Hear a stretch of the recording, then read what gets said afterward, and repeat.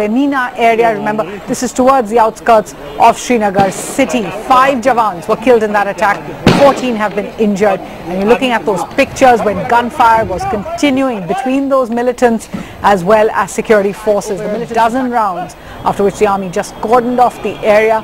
2 militants reportedly were holed up in the area. Now, the Hizbul Mujahideen claimed responsibility for the attack, and remember, it came just a day before the Prime Minister's schedule. The Prime Minister's office, though, says that trip will go ahead. Remember, the Prime Minister is going there in order to inaugurate infrastructure projects, including a rail link as well as a hydropower project.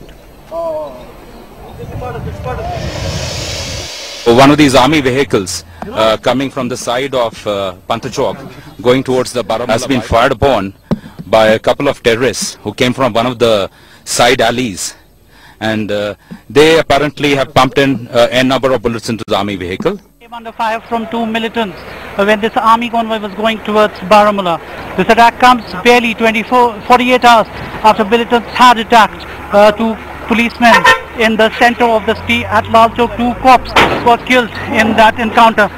These visuals which are appearing on your television clearly show the ill-fated vehicle being towed away to the army unit which got attacked lethally by militants this afternoon. When Prime Minister is arriving into Srinagar tomorrow, in fact, Prime Minister will be here in Jammu and Kashmir on a 2-day visit. But this incident has really come as a surprise to security forces, given that there was heightened security in the wake of Prime Minister's visit to this place.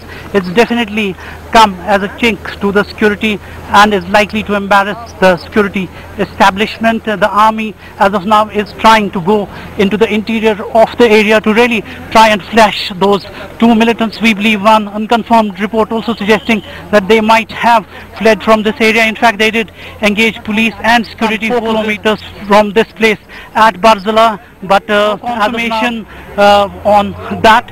But certainly this is worrisome for the security establishment here, given that these 2 militants are on the loose at a time when Prime Minister would be visiting.